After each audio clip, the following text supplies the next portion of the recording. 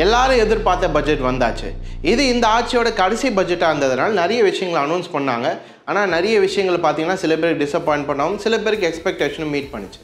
இது உண்மையிலே டிசப்பாயின்மெண்ட்டா இல்லை என்னென்ன அனௌன்ஸ் பண்ணாங்க அப்படின்றத இந்த வீடியோ டீட்டெயிலாக பார்க்க போகிறோம். So this is Deepak Kumar, co-founder of TradeEdge. வாங்க வீடியோக்குள்ள போகலாம்.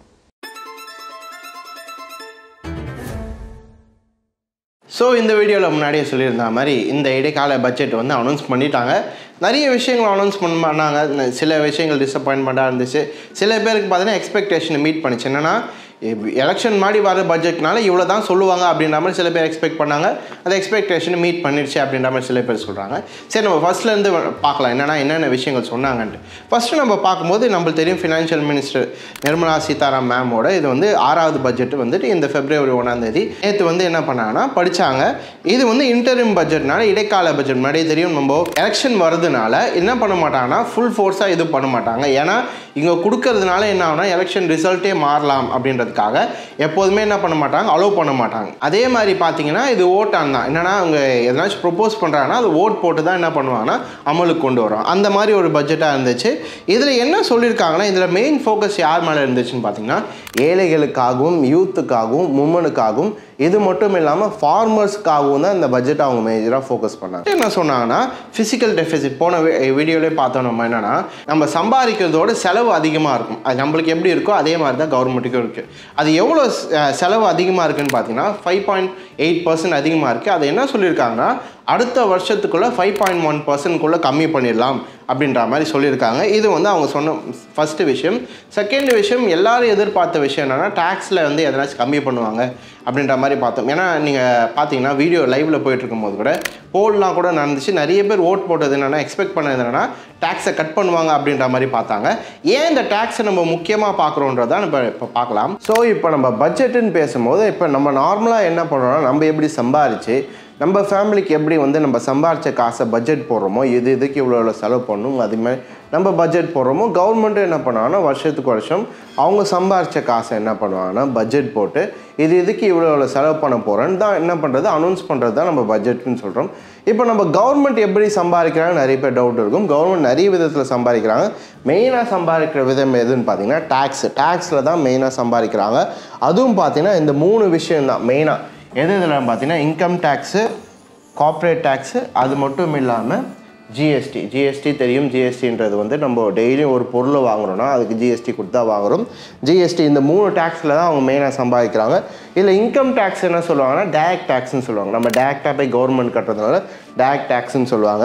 இந்த ஜிஎஸ்டி வந்து இன்டைரக்ட் டேக்ஸ்ன்னு சொல்லுவாங்க. என்னென்னா நம்ம கவர்மெண்ட் தான் கட்டுறோம், ஆனால் யார் மூலியமாக போகுதுன்னு பார்த்தீங்கன்னா கடை மூலியமாக போகுது. அதனால் வந்துட்டு ஜிஎஸ்டின்னு சொல்லுவாங்க.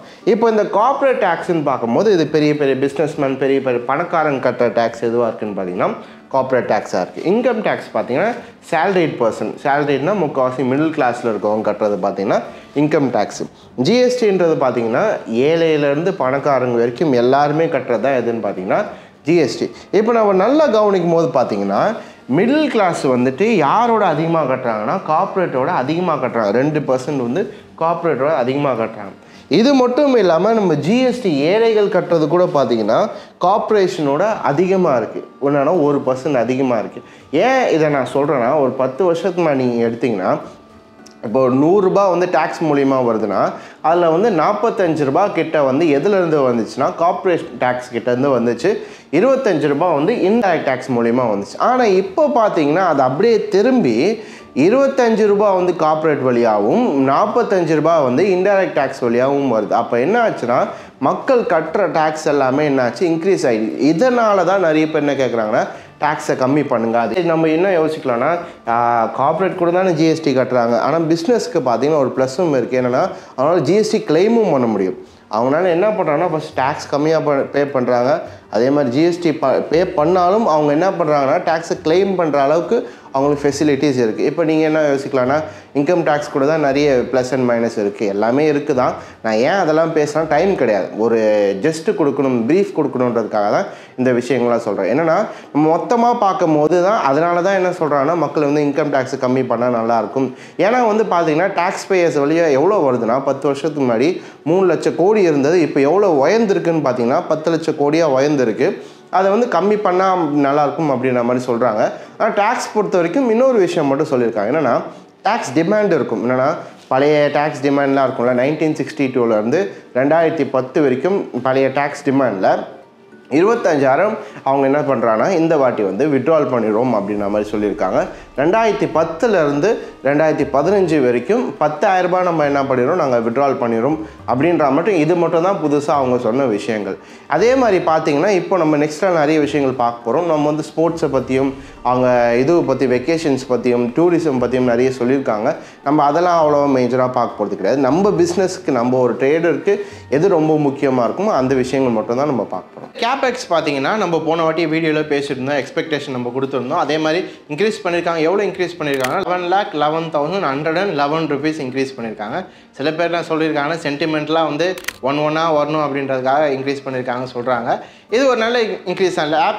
கேபெக்ஸ் நம்ம சொல்லும் போது தெரியும், நம்மளுக்கு வந்து இப்போது நார்மலாக நம்மளுக்கு ஒரு கார் இருக்குது, நம்மளுக்கு ஒரு வீடு இருக்குன்னா எப்படி நம்ம மெயின்டெனன்ஸுக்கு செலவு பண்ணுறோமோ அதே மாதிரி கவர்மெண்ட்டுக்கு பார்த்தீங்கன்னா சொத்து அசையும் சொத்து அந்த மாதிரி நிறைய இருக்குது. அதை மெயின்டைன் பண்ணுறதுக்காக என்ன பண்ணுவாங்க, இந்த காசுகளை யூஸ் பண்ணுவாங்க. இது எவ்வளோ இன்க்ரீஸ் பண்ணியிருக்காங்கன்னா 11.11% இன்க்ரீஸ் பண்ணியிருக்காங்க. இது ஒரு நல்ல இன்க்ரீஸ் தான். இது மட்டும் இல்லாமல் நிறைய பட்ஜெட் வந்து எதுக்கு அலோகேட் பண்ணியிருக்காங்க பார்த்தீங்கன்னா இன்ஃப்ராஸ்ட்ரக்சர், அக்ரிகல்ச்சர், க்ரீன் க்ரோத் அந்த மாதிரி நிறைய பண்ணியிருக்காங்க. இவங்க முக்கால்வாசி இந்த பட்ஜெட்டில் அவங்க சொன்னது என்னென்னா 10 வருஷம் முன்னாடி இருந்ததுக்கும் அவங்க வந்ததுக்கும் என்ன டிஃப்ரென்ஸ் இருக்குன்ற மாதிரி தான் மெயினாக சொல்லியிருக்காங்க. அது மட்டும் இல்லாமல் நம்ம ஃபிசிக்கல் டெஃபிசிட் நம்ம தான் மெயினாக பார்க்கணும். முன்னாடியே சொல்லியிருந்த மாதிரி அது எவ்வளோ இருந்துச்சுன்னா 5.8% இன்றைக்கி இருக்குது. அதை வந்து எவ்வளோ கம்மி பண்ணுறாங்கன்னா டெஃபிசிட் வந்துட்டு 5.1% கம்மி பண்ணலாம் அப்படின்ற மாதிரி சொல்கிறாங்க. ரெவென்யூ டெஃபிசிட் வந்து எவ்வளோ இருக்குதுன்னு பார்த்தீங்கன்னா 2.8 இருக்குது. அதை வந்து 2% கம்மி பண்ணலாம்னு சொல்கிறாங்க. டேக்ஸ் ரெவென்யூ வந்துட்டு பார்த்தீங்கன்னா 11.6% இருந்துச்சு. இப்போ எவ்வளோ இன்க்ரீஸ் பண்ணுறாங்க, 11.7 இன்க்ரீஸ் பண்ணுறாங்க. நான் டேக்ஸ் ரெவென்யூ பார்த்தீங்கன்னா 1.3, அதை வந்து 1.2 வந்துட்டு என்னென்னா ப்ரொஜெக்ஷன் கொடுத்துருக்காங்க. அடுத்த வருஷம் இந்த மாதிரி வரலாம் அப்படின்ற மாதிரி ப்ரொஜெக்ஷன் கொடுத்துருக்காங்க. இந்த இடத்துல நம்ம முக்கியமாக பார்க்க வேண்டியது என்னென்னா டிவர்ஸ்மெண்ட்னா ஒன்றும் கிடையாது. நம்ம ஒரு இன்வெஸ்ட்மெண்ட் பண்ணியிருக்கோம், ஒரு பிஸ்னஸில் பண்ணியிருப்போம். அது என்ன பண்ணியிருக்கோன்னா சரியாக ப்ராஃபிட்டில் வந்திருக்கா, அது என்ன ஆகிடும் லாஸ்ட்லேயே நட்டத்திலே வந்து என்ன ஆகிட்ருக்கும், நல்லா ஆகிட்ருக்கும். அதை என்ன பண்ணுவாங்கன்னா க்ளோஸ் பண்ணிடுவாங்க. அந்த மாதிரி இந்த வருஷம் எவ்வளோ க்ளோஸ் பண்ணியிருக்காங்க பார்த்தீங்கன்னா 30,000 கோடி கிட்ட க்ளோஸ் பண்ணியிருக்காங்க. அடுத்த வருஷம் டார்கெட் எவ்வளோ கொடுத்துருக்காங்க பார்த்தீங்கன்னா 50,000 கோடி கிட்ட என்ன பண்ணலாம், அந்த மாதிரி ப்ராஃபிட்டில் ரன் ஆகாத பிஸ்னஸை க்ளோஸ் பண்ணலாம் அப்படின்ற ஒரு ப்ரொஜெக்ஷன் கொடுத்துருக்காங்க. இது என்ன ஆகும்னா அந்த மணியை தூக்கி வேறு இதில் வந்து யூஸ் பண்ணலாம், வேறு இன்ஃப்ராஸ்ட்ரக்சர்லையோ வேறு டெவலப்மெண்ட்டுக்கோ என்ன பண்ணலாம், யூஸ் பண்ணலாம். அதுக்காக அந்த ப்ரொஜெக்ஷன் கொடுத்துருக்காங்க. இப்போது எக்ஸ்பெண்டிச்சர் எஸ்டிமேட் எவ்வளோ கொடுத்துருக்காங்க பார்த்தீங்கன்னா 44.9 lakh crores வந்து கொடுத்துருக்காங்க.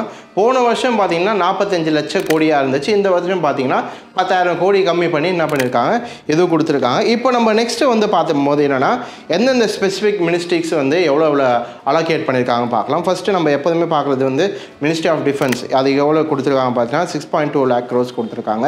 நெக்ஸ்ட்டு நம்ம பார்க்கும்போது ministry of road transport and highways பார்க்கும்போது 2.78 lakh crores கொடுத்துருக்காங்க. நம்ம மூணாவது பார்க்குறது போன வாட்டி கொடுத்த மாதிரி அதே தேர்ட் பிளேஸில் எது இருக்குது பார்த்தீங்கன்னா ministry of railways 2.55 lakhs crore கொடுத்துருக்காங்க. மினிஸ்ட்ரி ஆஃப் கன்சியூமர் அஃபேர் இந்த மாதிரி நான் முன்னாடி கொடுத்துருக்கேன் பாருங்கள். இது எல்லாமே ஒன்று அலோகேட் பண்ணியிருக்காங்க. ஹோம் அஃபேர்ஸ்க்கு பார்த்தீங்கன்னா 2 லட்சம் கொடுத்துருக்காங்க. கம்யூனிகேஷன்ஸ் பார்த்தீங்கன்னா 1.3 lakhs கொடுத்துருக்காங்க. அக்ரிகல்ச்சருக்கு பார்த்தீங்கன்னா 1.27 lakhs crores கிட்ட கொடுத்துருக்காங்க. முன்னாடி சொன்ன மாதிரி டோட்டல் நம்ம இது பண்ணும்போது 44.9 lakh crores கிட்ட வருது. போன வருஷத்தோட ஒரு 10,000 கோடி என்ன இருக்குது, கம்மியாக இருக்குது. இப்போ வந்துட்டு இது மட்டும் இல்லாமல் என்ன பண்ணுறாங்கன்னா நிறைய ஸ்டேட்ஸ்க்கு வந்து 50 வருஷத்துக்கு இன்ட்ரெஸ்ட் ஃப்ரீ லோன் கொடுக்குறாங்க. இப்போ வந்து ஸ்டேட் கவர்மெண்ட்லாம் இருக்கும்ல, அவங்களுக்கு என்ன பண்ணுறாங்கன்னா 50 வருஷத்துக்கு இன்ட்ரெஸ்ட்டே இல்லாமல் ஃப்ரீ லோன் என்ன பண்ணுறாங்க, கொடுக்குறாங்க. இவங்களுக்கு மட்டும் இல்லாமல் நிறைய வந்து செக்டார்ஸ் கூட என்ன சொல்கிறாங்க, அவங்க டெவலப்மெண்ட்டுக்காக 50 வருஷம் இவங்களுக்கு கொடுக்குற மாதிரி கொடுக்குறாங்க. அது சம்டைம்ஸ் என்ன ஆகுனா லோ இன்ட்ரெஸ்ட்டாக இருக்கலாம், சம்டைம்ஸ் வந்து நில் இன்ட்ரெஸ்ட்டாக கூட கொடுக்கலாம் அப்படின்ற மாதிரி சொல்கிறாங்க. ஆனால் ஸ்டேட் பார்த்தீங்கன்னா இன்ட்ரெஸ்ட்டே இல்லாமல் 50 இயர்ஸ்க்கு வந்து லோன் கொடுக்குறாங்க. இவங்களோட மேஜர் இதில் என்ன இருக்குதுன்னு பார்த்தீங்கன்னா ரயில்வேஸில் அந்த மாதிரி இதில் இருக்குது. ரயில்வேஸில் நம்ம பார்க்கும்போது வந்தே பாரத் எப்படி இருக்கோ அதே மாதிரி வந்து 40,000 நார்மல் ரயில் கேரியர்ஸை வந்து என்ன பண்ணணுமா, வந்தே பாரத் மாதிரி மாற்றணும், அந்த மாதிரி ஸ்டாண்டர்டு கொண்டு வரணும் அப்படின்றதுக்காக, சேஃப்டியிலேருந்து எல்லா விஷயத்தையும் கொண்டு வரணுன்றதுக்காக மாற்றுறதுக்காக அலோகேட் பண்ணியிருக்காங்க. இது மட்டும் இல்லாமல் நேமோ ட்ரெயின்ஸ் அதே மாதிரி மெட்ரோ ரயில் சர்வீசஸ்லாம் வந்து வெளியூரில் இருக்கிற மாதிரி நம்ம ஊர்லேயும் வந்து ஹைடெக்காக இருக்கணும் ஆக்கணும் அப்படின்றதுக்காக நிறைய பிளான்ஸ்லாம் சொல்லியிருக்காங்க. அடுத்து நம்ம மீன் வளத்துறையும் பால் வளத்துறையை பற்றி பார்த்தலாம். என்ன சொல்லியிருக்காங்க, இந்த வாட்டி அவங்களோட மெயின் ஃபோக்கஸ் வந்து பால் வளத்துறை மேலே இருக்குது. என்னென்னா நிறைய வந்து நம்ம ஏற்கனவே தெரியும் இந்தியா தான் வந்து லார்ஜஸ்ட் டைரி ஃப்ரெஷ்ஷாக இருக்காங்க. அதை என்ன பண்ணுறாங்கன்னா இன்னும் அதிகமாக்கணும், இன்னும் நிறைய வந்துட்டு டைரியை வந்து ஃபார்ம் பண்ணணும் அப்படின்றதுக்காக நிறைய திட்டங்கள் சொல்லியிருக்காங்க. இது மட்டும் இல்லை, பார்த்தீங்கன்னா பால் மட்டும் கிடையாது, இந்த மீன் வளத்துறையிலும் வந்து நிறைய ப்ரொடியூஸ் பண்ணுறதுக்காக அதுக்கும் நிறைய வந்து ஒதுக்கீடுகள் பண்ணியிருக்காங்க. இது மட்டும் இல்லாமல் நம்ம எக்ஸ்போர்ட்ஸ் வந்து டபுள் பண்ணணும், இந்த செக்டார்ஸில் வந்து எக்ஸ்போர்ட்ஸ் டபுள் பண்ணணும், 1 lakh crores வரைக்கும் எக்ஸ்போர்ட் இருக்கும் அப்படின்ற மாதிரி இதில் சொல்லியிருக்காங்க.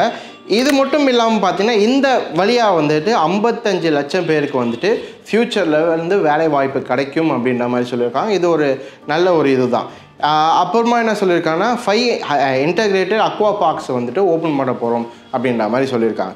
நெக்ஸ்ட் நம்ம பார்க்குறது வந்து அக்ரிகல்ச்சரில் பார்க்கும்போது பிரதான் மந்திரி கிசான் சம்பத் யோஜனா அப்படின்ற ஒரு இதில் பார்த்தீங்கன்னா போன வருஷம் 38 லட்சம் ஃபார்மர்ஸ் வந்துட்டு பலன் அடைஞ்சிருக்காங்க. இது மட்டும் இல்லாமல் 10 லட்சம் பேருக்கு வந்து வேலை வாய்ப்பும் கிடச்சிருக்கு. இதை இன்னும் நல்ல ஃபாஸ்ட் க்ரோத் பண்ணணும் அப்படின்றதுக்காக கவர்மெண்ட் வந்து ப்ரைவேட்டாகவும் சரி பப்ளிக்காகவும் சரி இன்வெஸ்ட்மெண்ட் பண்ணி இதை வந்து இன்னும் மாடர்ன் ஸ்டோரேஜுக்காகவும் சப்ளை செயின்ஸை இன்க்ரீஸ் பண்ணுறதுக்காகவும் மார்க்கெட்டிங்காகவும் பிராண்டிங்காகவும் இதை வந்து அதை வளர்க்குறதுக்காக நிறைய விஷயங்கள் என்ன பண்ணுறாங்க ஒதுக்குறாங்க. இப்போ நம்ம பார்க்கும்போது எப்போதுமே வந்து அக்ரிகல்ச்சர் ஒரு நல்ல விஷயம் தான். என்னென்னா என்ன தான் ஐடி வளர்ந்தாலும் சாப்பாடுன்றது தேவை. அதனால் அக்ரிகல்ச்சரும் ஒரு விஷயமான இதுவாக தான் இருக்குது. அதே மாதிரி பார்த்தீங்கன்னா இந்த வருஷம் நிறைய அலோகேஷனும் பண்ணியிருக்காங்க. அதனால் என்னோடய பார்வை கூட பார்த்தீங்கன்னா அக்ரிகல்ச்சர் ஸ்டாக்ஸ் மேலே ஒரு கண்ணு நான் எப்போதுமே வச்சுட்டே தான் இருப்பேன். ஏன்னா அக்ரிகல்ச்சர் ஸ்டாக்ஸ் சொல்லும் போது எல்லா ஸ்டாக்கும் ஏறாது. அதுலேயும் நம்ம என்ன பண்ணணும், பர்டிகுலர் ஸ்டாக் பார்த்து ட்ரெண்டை பார்த்து தான் அனலைஸ் பண்ணி எடுக்கணும். அந்த விஷயங்களை நம்ம அப்புறமா வரலாம். இப்போ நம்ம சமுதாய வளர்ச்சியில் பார்க்கும்போது என்ன சொல்லியிருக்காங்கன்னா அடுத்த 5 வருஷத்துக்குள்ளே 2 கோடி அதுக்கும் மேலான வீடுகள் வந்து கட்டித்தரப்படும் அப்படின்ற மாதிரி சொல்லியிருக்காங்க. இது மட்டும் இல்லாமல் என்ன சொல்லியிருக்காங்க, நம்மளுக்கு தெரியும் சோலார் சிஸ்டம், ஏதோ ரூஃப்டாப் சோலார் சிஸ்டம் இருக்குது. ஏன்னா வீடுக்கு மேலே சோலார் சிஸ்டம் வைப்பாங்க. அதனால் வந்து 1 கோடி மக்கள் 1 கோடி வீடுகளுக்கு வந்து 300 யூனிட் வந்து ஒவ்வொரு மாதமும் ஃப்ரீயாக கிடைக்கும் அப்படின்ற மாதிரி சொல்லியிருக்காங்க.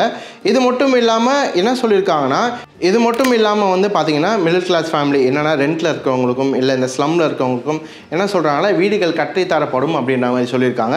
இந்த விஷயங்கள் வந்து வீடுக்காக கொடுத்துருக்காங்க. இது இல்லாமல் நம்ம மெடிக்கலுக்கு வரும்போது பார்த்திங்கன்னா நிறைய இது மட்டும் இல்லாமல் நிறைய மெடிக்கல் காலேஜ் வந்து கட்டித்தரதா நிறைய வந்து வைக்க போகிறதா அப்படின்ற மாதிரி சொல்லியிருக்காங்க. அதுக்கப்புறமா என்ன சொல்லியிருக்காங்கன்னா வேக்சினேஷன் இந்த வந்துட்டு செர்விக்கல் கேன்சர் வருது, அதுக்காக வேக்சினேஷன் யாருக்குன்னு பார்த்தீங்கன்னா 9லேருந்து 14 வயசு இளம் பெண்களுக்கு வந்து வேக்சினேஷன் கொடுக்கப்படும் அப்படின்ற மாதிரி சொல்கிறாங்க. இது மட்டும் இல்லாமல் ஆயுஷ்மான் பாரத் ஸ்கீமில் வந்து பார்த்திங்கன்னா இந்த சுகாதாரத்துறையில் வேலை செய்கிறவங்களுக்குலாம் வந்துட்டு நிறைய இந்த ஹெல்த்து கவரேஜ் வந்து கொடுக்கப்படும். சுற்றுச்சூழல் சுத்தம் பண்ணுறவங்களுக்குலாம் வந்து பார்த்திங்கன்னா நிறைய டேஞ்சர் பாக்டீரியா கிட்டலாம் இருக்கிறதுனால அவங்களுக்கு வந்து நிறைய ஹெல்த் கவரேஜ் தரப்படும், அவங்களுக்கு நிறைய ஹெல்த்து கான்ஷியஸ் வந்து கொடுக்கப்படும் அப்படின்ற மாதிரி சொல்லியிருக்காங்க. ஸோ இந்த வாட்டி பார்த்திங்கன்னா என்னென்னா இந்த விஷயங்கள்லாம் கொடுத்தாலும் நிறைய பேருக்கு இது டிசப்பாயின்மெண்ட்டாக இருக்கும். சில பேருக்கு எக்ஸ்பெக்டேஷன் மீட் பண்ணிச்சு. என்னென்னா எலெக்ஷன் வரது போகிறதுனால இன்டரிம் பட்ஜெட்டில் இடைக்கால பட்ஜெட்டில் இவ்வளோ தான் கொடுக்கணும், இதுக்கு மேலே கொடுக்கூடாதுன்னு இருக்குது. அதனால் அவங்களால என்ன முடிஞ்சதோ அந்த மாதிரி கொடுத்தாங்க அப்படின்ற மாதிரி சில பேர் சொல்கிறாங்க. இப்போ என்னென்னா இது வந்து ட்ரேடிங்கை பார்த்தீங்கன்னா இன்றைக்கி மார்க்கெட்டில் பார்க்கும்போது அவ்வளோ பெரிய மூவ்மெண்ட் கிடையாது. இப்போ நம்ம எப்போதுமே புரிஞ்சிக்க வேண்டிய விஷயம் என்னென்னா பட்ஜெட் கொடுக்குறான்னு நிறைய பேர் வந்து அன்றைக்கே ப்ராஃபிட் பண்ணணும், அன்றைக்கே ட்ரேட் பண்ணி ப்ராஃபிட் பண்ணணும்னு ஆசைப்பட்றாங்க. அதை பண்ணலாம். ஆனால் பட்ஜெட் வந்து அவங்க ஒதுக்குறது அன்றைக்கே யூஸ் பண்ண மாட்டாங்க. அது என்ன ஆகலாம், சில டைம்ஸ் வந்து 1 மாதம் கழித்து அவங்களுக்கு பே பண்ணலாம், 2 மாதம் கழித்து பே பண்ணலாம். அப்போ அவங்களுக்கு எப்போ அந்த காசு போய் சேருதோ அப்போ தான் அந்த துறைகள்லாம் என்ன ஆகும், டெவலப் ஆகும். அப்போ தான் அதில் இருக்க ஸ்டாக்ஸ் எல்லாமே என்ன ஆகும், உங்களுக்கு ஏறும். அதனால் நீங்கள் புரிஞ்சிக்க வேண்டிய விஷயம்னா இதெல்லாம் வந்து பட்ஜெட் வந்து மேஜராக நம்ம இன்வெஸ்ட்மெண்ட்டுக்கு தான் மேஜராக இருக்கும், தவிர ட்ரேடிங்க்கு வந்து நம்ம மேஜராக எக்ஸ்பெக்ட் பண்ண முடியாது. அதனால் நீங்கள் இன்வெஸ்ட்மெண்ட் பண்ணுறீங்கன்னா நான் எதில் மேஜராக இன்வெஸ்ட் பண்ணணும்னு பார்த்தீங்கன்னா இப்போ அக்ரிகல்ச்சருக்கு நிறைய கொடுத்துருக்காங்க.